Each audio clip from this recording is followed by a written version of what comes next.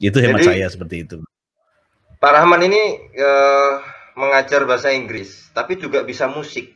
Kira-kira terbenak di dalam pikiran nggak sih pengen bikin konten pengajaran bahasa Inggris dengan musik di YouTube? Nah, itu pasti akan sangat mengenjoykan anak-anak itu. Nah ya, sebenarnya terbersit sih ada, cuma saya tuh mikir sekarang ini anak-anak ini sudah terekspos dengan lagu-lagu yang ya apa ya, banyak ya tren sekarang, termasuk di antaranya tren Korea, tren TikTok. Mungkin akan susah untuk masuk dengan lagu-lagu bahasa Inggris ya. Apalagi saya menyadari bahwa harus punya suara yang cukup bagus untuk bisa masuk ke hatinya anak-anak. Kalau cuma genjreng-genjreng biasa aja mungkin nggak dilihat sama anak-anak. Seperti Tapi itu bagus barangkali. kok, Tapi suaranya kalau Pak Rahman bagus kok. kalau untuk ngajar mungkin kalau di sekolah saya pakai kadang-kadang saya dalam satu semester tuh saya selingi dua kali saya bawa gitar ke kelas supaya anak-anak nggak bosan. Jadi ada di tengah-tengah semester setelah mereka menghabiskan unit atau materi pembelajaran sebelum mid semester atau sudah mid semester, saya masuk ke kelas bawa gitar, saya catatkan lagu bahasa Inggris, nyanyi bareng, ya seneng aja gitu. Tapi bukan hal yang utama, belum masuk dalam rencana saya untuk ngajar dalam pakai musik gitu. Jadi selama ini ya berdiri sendiri aja, musik yang saya suka aja saya putar. Seperti itu Pak Ustadz. Ya, kalau Ada untuk tapi anak-anak, belum kesana. ya nanti ditunggu konten-kontennya di YouTube-nya Pak Rahman ini ya. Iya. Insya Allah. Mudah-mudahan. Kenapa sih pengen YouTuber, Pak? Kok nggak semua guru sebenarnya bikin YouTube? Tapi saya lihat Pak Rahman ini konsisten lah untuk bikin YouTube. Itu kira-kira apa yang mendasari, Pak? Oh ya, awalnya sih gini, saya pernah cerita juga di channel saya sebelumnya bahwa kenapa saya senang saya memilih YouTube sebagai salah satu platform ya. Saya senang sharing aja sih sebenarnya. Karena awal basicnya saya juga selain guru, sebelum kuliah saya sempat jadi penyiar radio profesional gitu. Di 2 tahun lulus SMA itu saya siaran dulu di radio. Jadi kuliah itu sambil siaran. Jadi pagi kuliah, sore atau malam siaran, atau kalau ada kuliah siang saya pagi siaran di radio swasta. Nah, jadi secara profesional jadi seorang penyiar radio. Kemudian senang musik juga sejak SMA, sejak kuliah, bahkan ngeband di kuliah sempat ngeband juga. Kemudian pembelajaran, senang dengan media, dengan multimedia. Dulu awalnya saya ngajar itu tidak senang dengan ngajar gaya konvensional gitu. Saya selalu senang menggunakan media. Karena menurut saya ringkas, mudah, anak-anak juga mengenal sesuatu yang baru. Mulai dari mengenal dulu PowerPoint ya, PowerPoint di era-era awal 2000-an itu. Ya, mengajar pakai PowerPoint itu udah keren banget gitu menurut anak-anak waktu itu ya. Dengan PowerPoint sederhana. Tapi saya berpikir kalau cuma sekedar PowerPoint tulisan biasa aja. Terus saya berpikir dengan peralatan sederhana waktu itu, punya kamera pocket, gimana kalau belum ada menu menu insert videonya kan. Nah, bahasa Inggris ini kan bisa kita mainkan dengan misalnya short conversation, short dialogue. Kenapa nggak bikin sendiri gitu?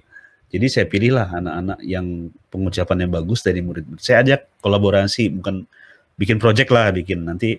Dan mereka senang gitu. Ya kita aja kalau dulu waktu sekolah kalau diajak disuruh guru tuh senangnya luar biasa. Nah ini apalagi bikin konten gitu kan. Di awal-awal sih bikin konten ya cuma percakapan tanpa ada penjelasan. Karena belum tahu gimana sih cara bikin video. Jadi cuma anak-anak saya syuting, bikin teksnya udah selesai, saya upload gitu. Kemudian hanya YouTube yang waktu itu jadi platform salah satunya, belum ada IG. Di Facebook terlalu ini kalau saya upload di YouTube ya beda aja gitu, karena memang bukan tempatnya waktu itu ya. Video ya menurut saya di YouTube, tapi tidak saya kelola dengan begitu serius karena hanya iseng. Menurut saya bisa nyimpan lah apa yang saya jadi kreativitas selama jadi guru, saya simpan aja. Suatu saat saya tarik, kalau saya lagi di mana gitu ngajar, saya bisa download, saya pakai atau sharing ke teman-teman guru yang lain. Awalnya seperti itu. Kesini-sininya apalagi sekarang COVID, ya udah. Ya termasuk podcast seperti ini nih ya memang bagian dari hobi saya, memang senang ngobrol, senang coba depan mikrofon, ya udah kita konversi aja, bentuknya berubah. Nah di sekolah juga ada ekskul broadcast yang dari radio. apa yang saya punya di radio itu saya tuangkan ke dalam bentuk ekskul ke anak-anak. Jadi ini soft skill, life skill juga yang bisa saya bagikan ke anak-anak. Jadi kan punya radio tuh Pak Ustadz, di SMP 7 itu ada radio. Ya sebelum masa COVID ya jalan terus, tapi frekuensinya jalur frekuensi sendiri dan jadi radio komunitas anak-anak ekskul. Kalau anak-anak senang aja kan, maksudnya jadi penyiar gitu, belajar. Senang, mereka banyak senang. Apalagi sambil denger lagu, ya awal-awalnya itu luar biasa itu. Jadi kebetulan di SMP 7 guru-gurunya welcome, termasuk Pak Rojak selaku kesiswaan saat itu dan sampai sekarang sangat mendukung gitu. Jadi teman-teman guru juga mendukung. Ya udah kita bikin radio. Ya untuk anak-anak lah, kalau jam istirahat hari Sabtu mereka bisa siaran. Gitu. Jadi menarik sekali ternyata Pak Rahman ini multi talenta.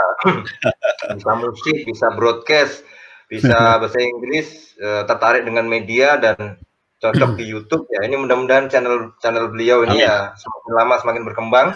Jangan lupa subscribe, like dan komen. Nah, Smart English. Smart ya, English. Itu Smart English ya. Nanti kita tulis di kolom komentar, kolom deskripsi. Nanti bisa di follow Smart English ya. Terus itu kontennya beberapa saya lihat ya menarik sekali ya. Menarik sekali terutama yang ada mbak-mbak itu. Mbak siapa kemarin itu?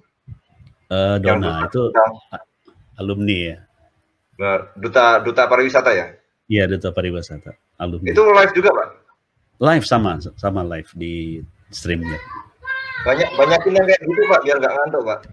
Insya Allah besok saya on juga jam 2 siang, ada dua alumni yang akan saya hadirkan, yang satu penulis, yang satu dua-duanya dulu mantan ketua OSIS di sekolah, dan bisa saya hadirkan untuk bisa menginspirasi adik-adik kelasnya bahwa belajar itu akan belajar dan terus belajar itu bisa bermanfaat nanti di kemudian hari. Jadi teruslah belajar, itu intinya seperti itu sih pengennya. Tapi cewek Pak ya? Ya, dua-duanya cewek. Itu kalau cewek ya pasti ya. Nggak usah kopi. Pasti sudah pasti melek itu. Ngeteh aja ya, ngeteh bareng teteh gitu. Tapi konsepnya saya senang sekali di channelnya Pak Rahman ini karena bisa ngobrol ya. Sebenarnya tidak perlu host yang nanya kemudian narasumber jawab, tapi ya kita ngobrol biasa, Pak Rahman bisa nanya juga. Nah, yang tamunya juga bisa nanya. Artinya ya kayak ngobrol ketemu biasa, cuma lewat ini ya YouTube kan seperti itu. Ya, jadi pengennya seperti itu konsepnya ya. Iya. Enak aja, ngalir aja. Tapi kalau saya misalnya ngobrol sama teman-teman itu ada misalnya pernah 45 menit gitu. Saya potong 9 menit. Dan itu yang di 9 menit karena kalau saya kan pakai kamera ini Pak, kamera action cam, pakai kamera aksi dia. Yeah. Itu kan saya pilih karena memang mudah, nggak usah nyiapin mic karena mic-nya sudah internal. Cukup peka ya. Tetapi kelemahannya mungkin kalau banyak ngobrol bareng itu kemarin dibantu sama temen itu pakai mic yang bulu-bulu itu terus dimasukkan HP terus saya gabung di video ya. Jadi pas ngeditnya memang agak repot karena harus gabung harus sama. Ya.